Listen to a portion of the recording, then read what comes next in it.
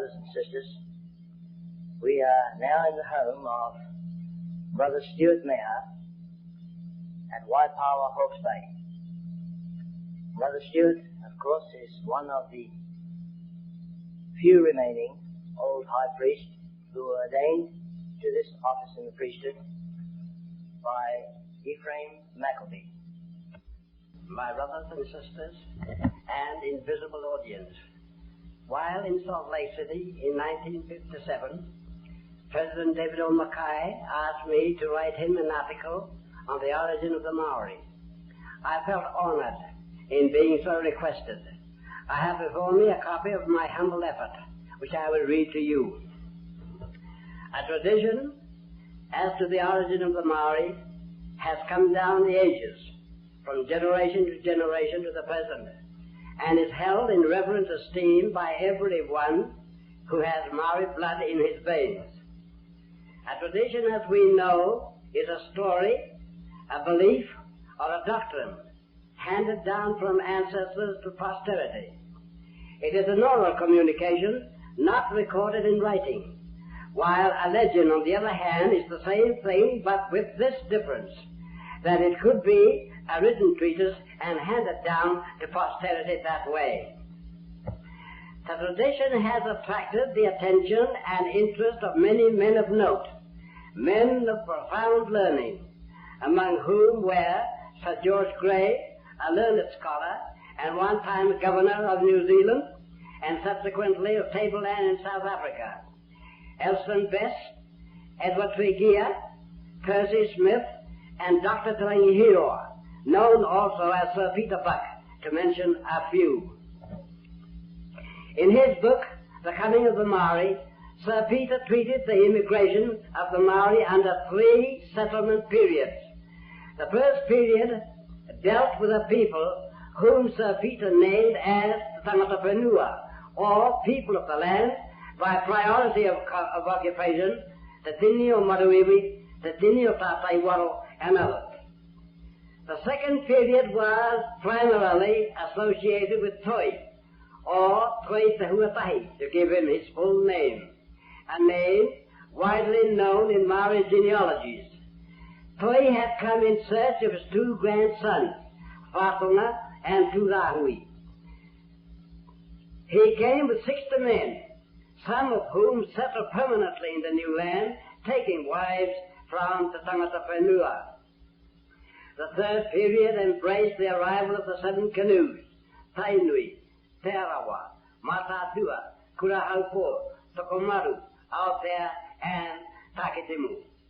The 7 canoes were generally referred to as the fleet, for the sake of brevity and convenience. By computation of Percy Smith, the date of his arrival was laid down at 1350, which date is accepted by all genealogical associations. However, these settlement periods did not include the names of all the canoes which had arrived here, and according to Percy Smith, there have been several, the best known of which were the Mahuhu and the Mamari. Chiefly families of the northern portion of the North Island trace their genealogies back to these canoes. It is particularly interesting to note that all these students of Maori history had come to the one and same conclusion, namely, that the Maori, in the long dim past, had come from India. With due respect to the academic qualifications of these men, we beg to differ, and positively aver and maintain not so the fleet. We would here say clearly and unmistakably that the fleet of 7 canoes had come together from Hawaii, which same is the Hawaii of the Hawaiians, and the striking similarity of these names in the 2 languages should be good enough proof for the most critical. However, we do say that some other canoes could have come from India. We do not deny them that, but positively not the fleet. I will now give the tradition as it was couched in words by our forefathers, also the translation into English. The translation must be literal. in order to retain as near as possible the real meaning which our antecedents wish to pass down to posterity. Here is the tradition. I haere mai taua I Hawaii. Tawhiti nui, tawhiti roa, tawhiti pāmamau. I te hono I Wairua. No more, no less. Translation, Maori. I haere mai taua I Hawaii. English, you and I had come from Hawaii. Maori, tawhiti nui, tawhiti roa, tawhiti pāmamau. English, a great distance away, an extended distance away, an extremely remote distance away. Maori, I te hono I Wairua. English, even from the joining at the two waters. The last part, I te hono I Wairua, is where the students of Maori history fell into error. The last two words, Wairua, they regarded as one word, Wairua, W-A-I-R-U-A, one word. And when taken that way, it meant spirit. Thus, their translation would read, from the joining of the spirit, presumably with the body.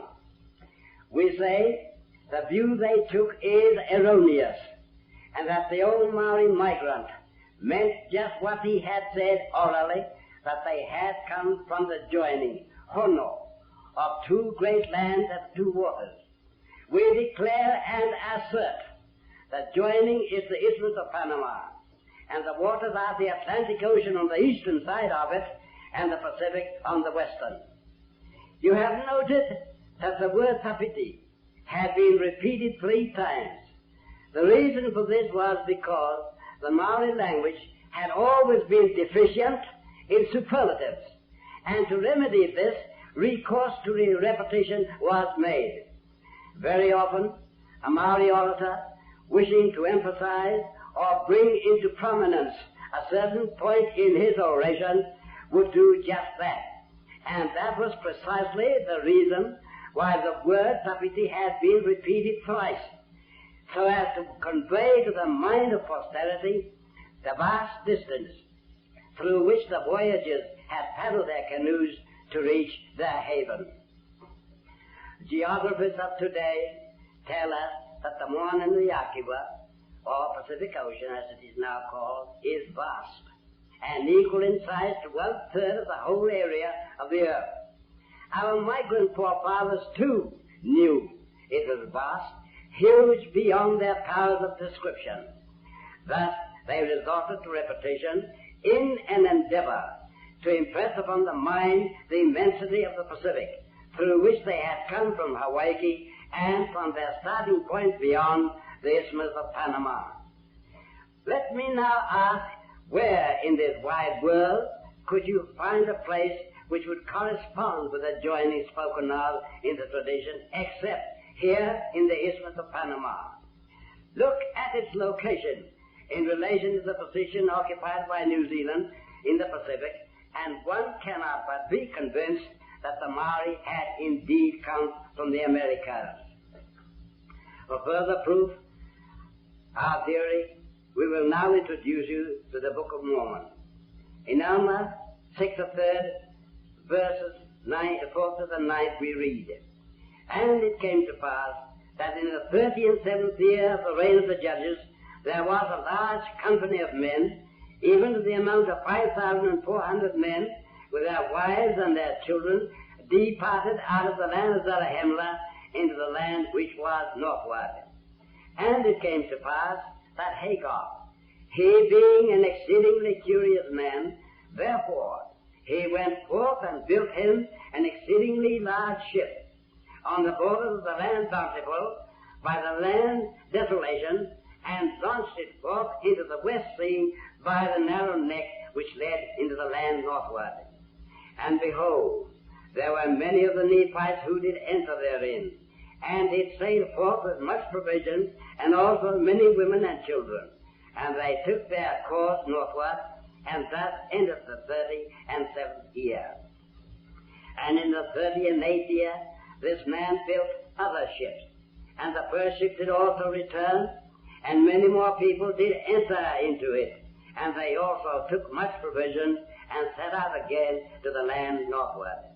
And it came to pass that they were never heard of more, and we suppose that they were drowned in the depths of the sea. And it came to pass that one other ship also did sail forth, and whither she did go we know not. And it came to pass that in this year there were many people who went forth into the land, and thus ended the 38th year. In the passage we have just read, we learn that in the 37th year of the reign of the judges over the Nephite people, or 55 BC, the Nephites became animated with an urge to migrate from South America to the northern continent. The exodus being accomplished by going by way of the narrow neck which joined the two great continents. To expedite the migration, a shipwright by name Hagar built a very large ship on the shores of the isthmus, and when it was finished, the great ship was launched into the Pacific. She was then loaded with a large number of people, both men and women, with their children, and taking a great quantity of food, and set course northward, and that year ended.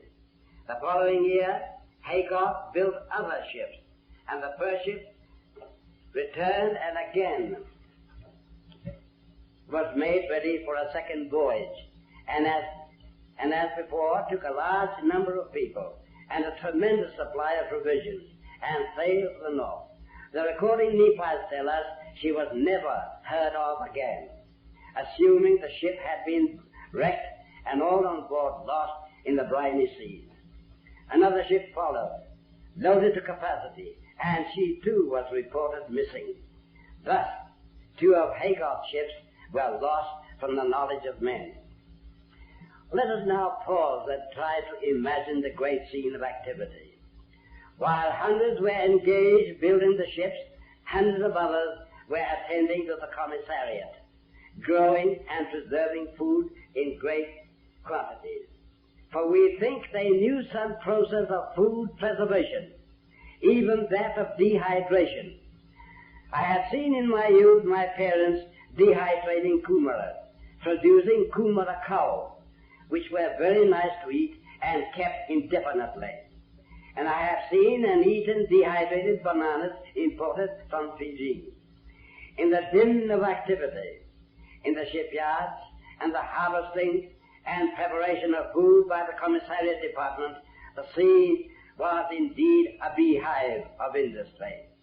Then what of the young people? What were they doing? Methinks they would take very particular notice of their surroundings, their jumping off ground, so to speak. They would go on heights of exploration, even going across the isthmus of the East Sea. In this way, they would retain in their minds the general lay of the country, the topography of the place, which they were about to leave when the ships were ready. We claim that the ships of Hagar, reported missing, were not lost at all, but were safe and had landed on the island of Hawaii.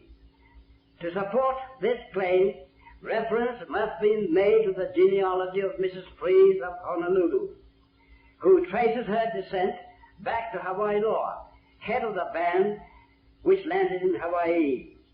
Of course, the young people of this band had by now themselves become parents, and moreover had imparted knowledge of their original home to their descendants, and they in turn to their posterity. Thus, they told that they had come from great and huge lands joined by an isthmus, and that the east side of it was washed by the waters of a huge ocean, as also was the west side by the waters of another even greater ocean.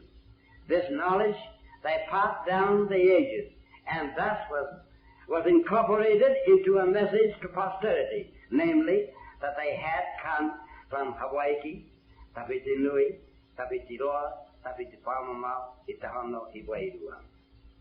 We feel that the arrival of Hawaii Loa at Hawaii and the coming of the 7 canoes from Hawaii or Hawaii to Aotearoa, the land of the long white clouds, is part of the great plan initiated by Father Lehi when he was called by God to leave his home in Jerusalem and go and people the Americas.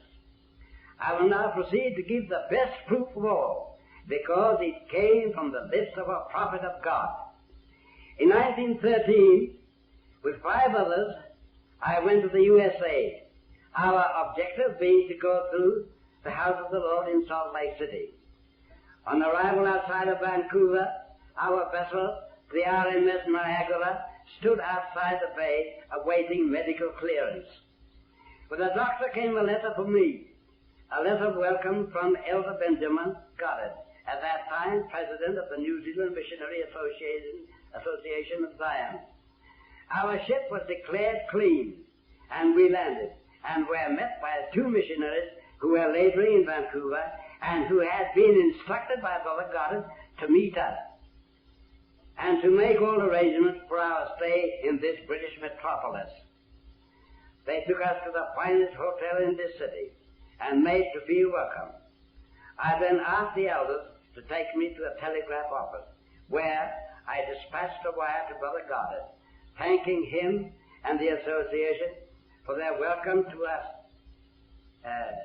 for their welcome to me and my party, and for all their arrangements for our stay in Vancouver.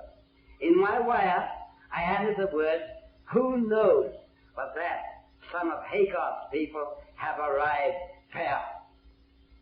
At the reception attended at Wandermere, Salt Lake City, President Joseph F. Smith and his counselors, some of the 12, and others of the general authorities of the church, Governor Spry of Utah, and many of the leading citizens of the city were present. President Smith, in his welcome speech, said, inter alia, "You brethren and sisters from New Zealand, I want you to know that you are from the people of Hagar, and there is no fear about it." This is the word of a prophet of God, and we need go no further to search for proofs of the origin of the Maori. I thank you. Wahau.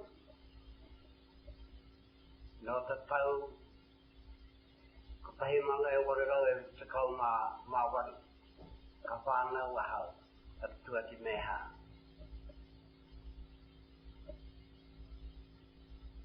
Kua kumātua kora patarau ko me te hau.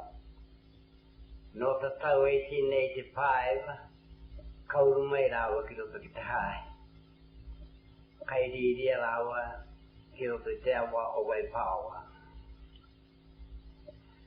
Na erueti nupi I riri. Na George S. Taylor I whakapā. Ka mutu. Ka noho rawa I tō rawa kāinga I te tapai I Waipawa. Me te pupuringa tika ngā te rongo pai.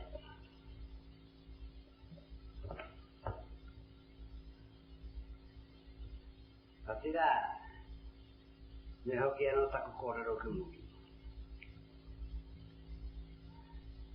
Ko te tikanga o mua, ma te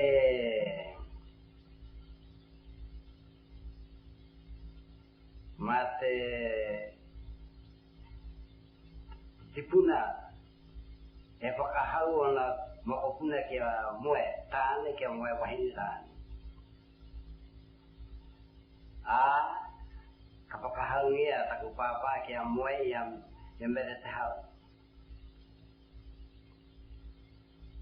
A tai ki tōna wā, ka karangatia a mere, taku kōkā, ki a tai ki te wakaminenga.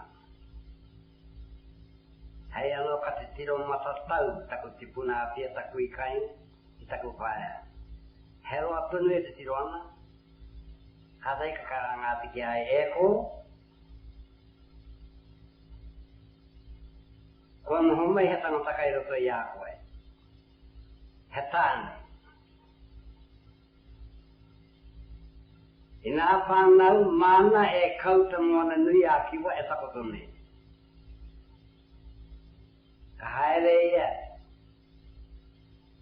te whare o te atua. Hei ono ka mau tēnā kōrero I roto I ako mātua. Engari, he nui ngā tangata I te tau e hokaminenga I whakahāwea. I whakaparahapo ki tau kōrero.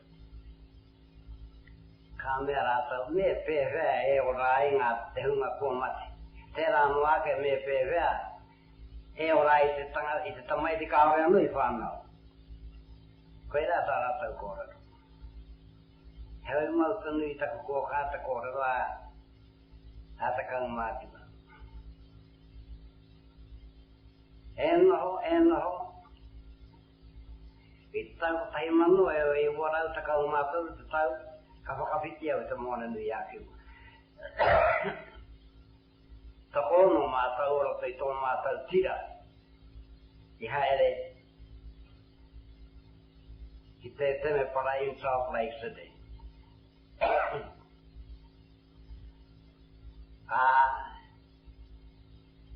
Ka te tuki te poropititanga a taku tipuna I kōrero ai mo. Māko e kauta moana nui ākiwa. Ka mahi au te tahi mahi, he whakaora I rāta. I mahi e tō mātau ope, ta kōna tō mātau ope. Nuku atu I te pitu mano ngā ingoa o te hunga mati I mahi e mātau. Te wai haere mātau ki I te tewe para. Ko te mea hoka mihera o tēnei. Ko te tutukitanga o te kupu poropite a taku tikuna, māko e kauta moana nui ākiwa e takoto nei, māko e mahi, tētahi mahi, hoka mihero, hei whakaora I a rātau. I te hunga mate, I te hunga ora.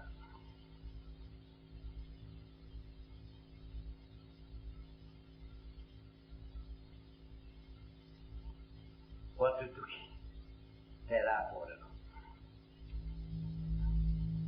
Me taku hakawhatai anō ki te atua. Iau I reira. Ka whiwhi au kia kumea ngā kitanga Pēteriaka. Nā ta Pēteriaka o te hāhi,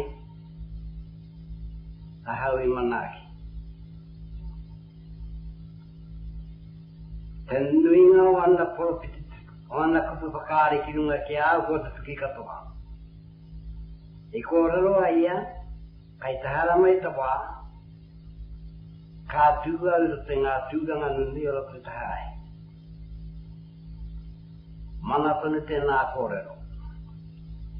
I tau tahi mano, e morau ko tahi te kau te tau, ka tūa hau hei te muaki mo te taki wā, o hera taunga nei o Hawke's Bay. Ta kōrero a te muaki mihana ki au taua wā me haere a hau, ki ngā marae katoa o roto I te taki wā. Mai tāmaki nui ārua, tatanoa, haere taunga katoa, piti I te maunga,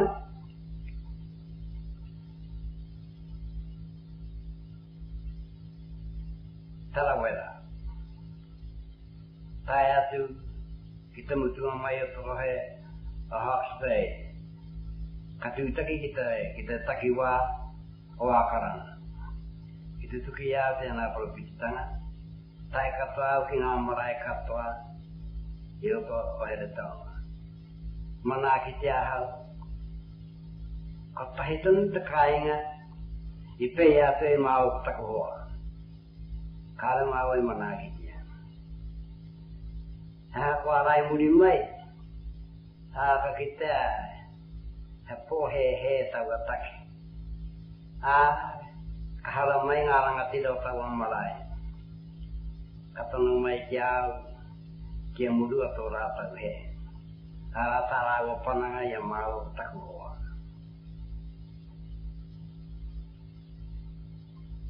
Kua te tuki katoa ngā manakitanga Pēteriaka I kōrero te kinunga ki a hau. Nā reire whakawhetai ana hau mo tēnei hinengaro.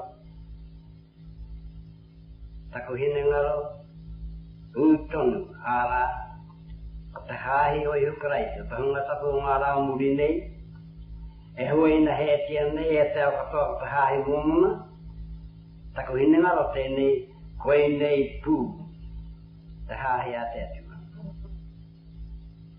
Kua tutuki, te kōrero i kōrero te ngā karai piture, te hahi a te atua, he ana hera mana e whakahopi mai. Kai te takau ngā whao ngā upoko ngā whakakitenga, te ono me te whitu ngā rangi e pēne iana te kōrero. I ki te anua hau te tahi atua na hera, e rere ana i wainganu i o te rangi. Kei ai e te ramo pai mautonu hei kauhau, ki ngā eri katoa na hana i ngoi te whenua. Ki ngā eri, ki ngā hatu, ki ngā reo, ki ngā hui ngā tāra. Koe rā pū ana ke te ahua, e whakaukia mai e te hahi a te atua. Ki ngoi te mata te whenua nei, ara, he ana hera mana e whakaukia mai, kia re te ki te kōrero, a te karai pitire kua kōrero te ake nei e hau. Nā reira, ko ngā karakia katoa, kaori hara mai, i roto, i te whakahokinga mai a te tahi ana hera, e hara ke i te hahi a te atua. Koe nei taku hine ngaro, ka kōrero ate kia koutou. Koe e nei te ahua tuatahi e mohi wai koutou tātau. Ko te hahi a te atua, mā te ana here whakapuri mai. Ki te puka kei tēnei e hara i te atua. Tahu tuarua, ko te ahua o te hanganga o te hahi a te atua. Nā paura i kōrero, i te pāunga au poko o e peha. Tēnei te kōrero a paura. A home ana e ia koe tahi, hei a potoro, koe tahi, hei poropiti, koe tahi, hei kai kauhau te rongo pai. Ka muahi o tātau me pēra. Ko te hahi a te atua, me no hoi roto i tau a hahi, e nei, tēnei hunga kua kōrero te ake nei ala, ngā potoro, ngā poropiti, ngā kai kauhau. Mehe mea tētahi hahi, ka tūake, kaore hea potoro i roto, kaore he poropiti, e hara ke i tā te atua. Nā reira, koe nei ngā huarahi e mōhiwa i tātau ki te hahi a te atua. Te ahua te whakahokinga mai, mā te ana here whakahokinga mai, te ahua te hanganga, me ki te ai i roto ngā polo piti, ngā potoro, rita ki te kōrero, a paura. Kōrero te ake ni te kōrero a paura ki te hunga o e pēha. Ka tini rā taku hine ngaro. E whakātua nā o kia koutou. Kaore kau he rua o taku ngā kau. Mōrunga i te pono, o te hahi o i ukarai te hunga taku ngā rao mutine. Kua eke hanga i tonu ki runga ki ngā tohu. I kōrero te ai. Ka ki te tātau e ua tahu ka mōhi o tātau. Koe rā te hahi a te atu. Kia tau i honga mana ki te ngā tō tātau matu e tangi ki nua kia koutou. Kia ki te koutou i te pono. O te hahi a te atu e ro te teingo i ukarai ti. Amen.